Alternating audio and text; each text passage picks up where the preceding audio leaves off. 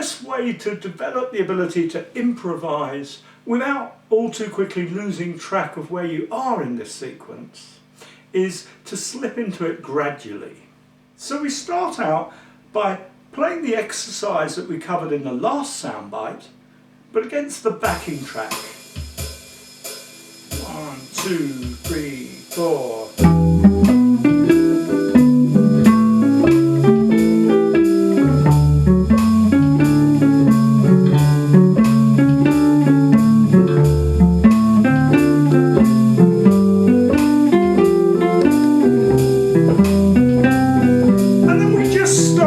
To mess around with the rhythm.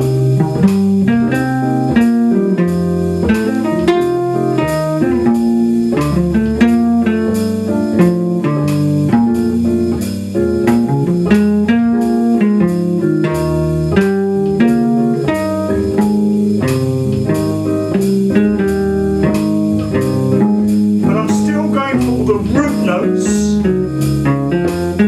to help me keep track.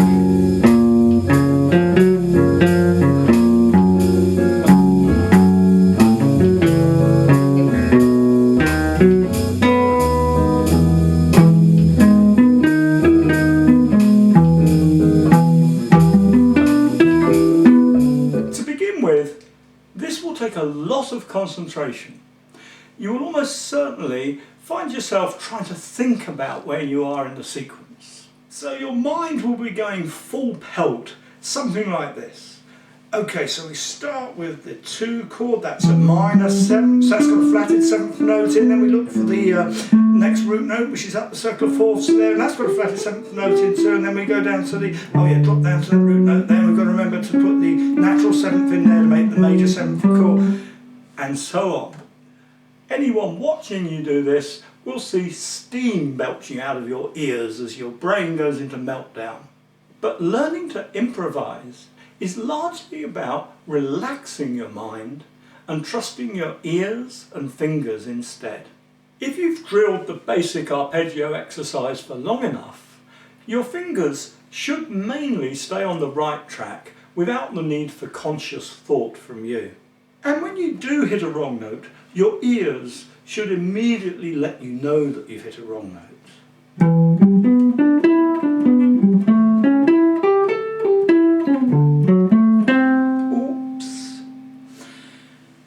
And then what you have to do is learn to roll with it. It's what you play after a so-called wrong note that counts. You can almost always retrieve the situation and turn a potential disaster into what can sound to your audience like just a clever piece of jazz phrasing.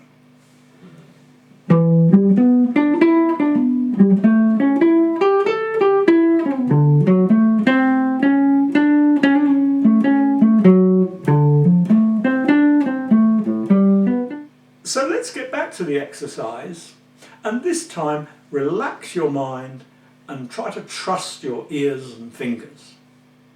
Allow mistakes to happen and try to develop the knack of recovering them after they occur. Once you've spent some time doing that, the next step is to gradually wean yourself off the need to continually work from the root notes.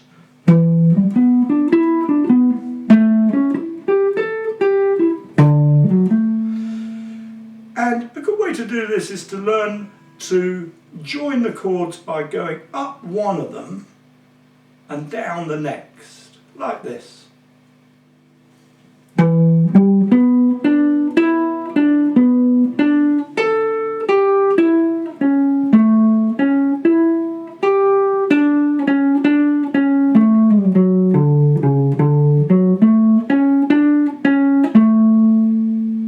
So there, I've gone up the minor 7th, and then jump to the top of the dominant 7th on the next note, and come down. And then I've gone to the top of the major 7th,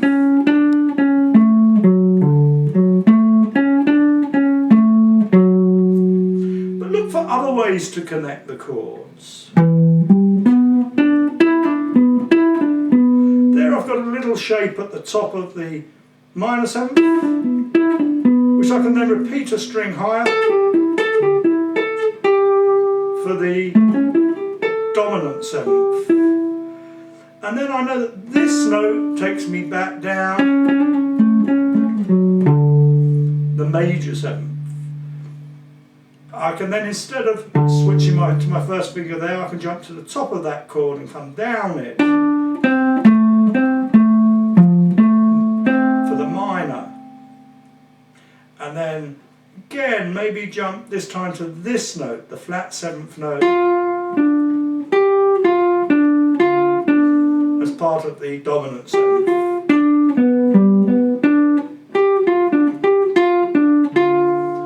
And then down to here for the major.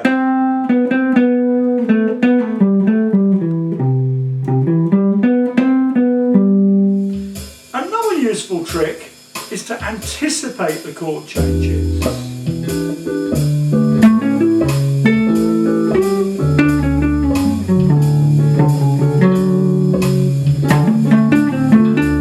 See, I started that one early.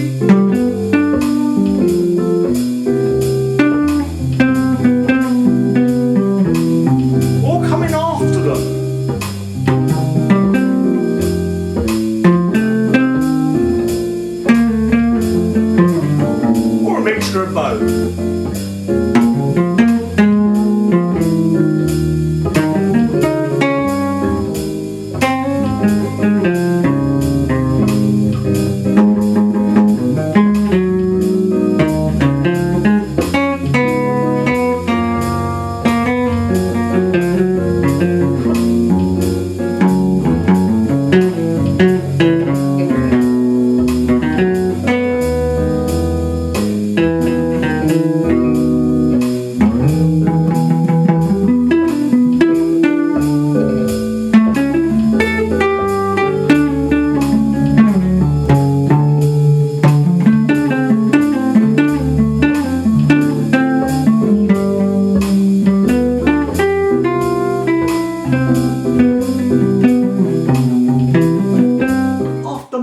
Hours of working like this, the patterns will begin to melt away and you'll be left with nothing but sound.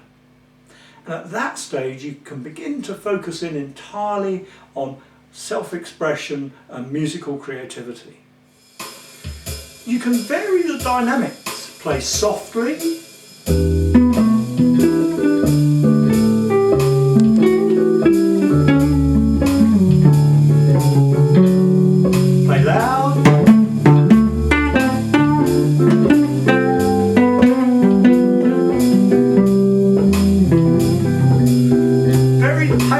play slow,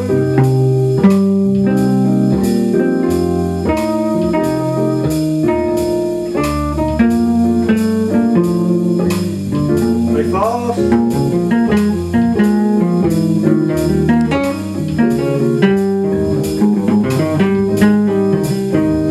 you can use texture, lots of repeats.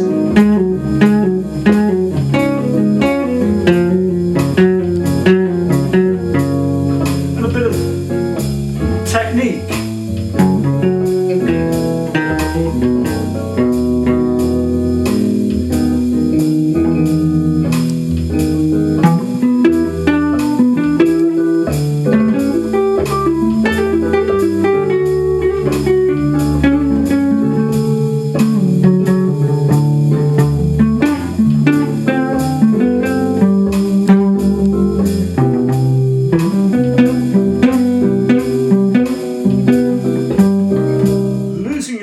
Jamming along like this for hours is a great way to develop into a natural player.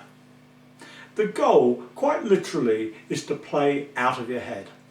Well, it's over to you now. You should find a link to the backing track beneath the video screen. So have fun with that. And in the next lesson, we'll take this a step further and look at how we might use modes instead of arpeggios to give us a few extra notes to play with. If you found this little video interesting, please click on the like button if there is one, or leave a comment, and do feel free to share the video with your friends. And remember, if you'd like to gain full access to all our guitar teaching materials, please visit the Secret Guitar Teacher site and take a free look round at what's available there. See you again soon.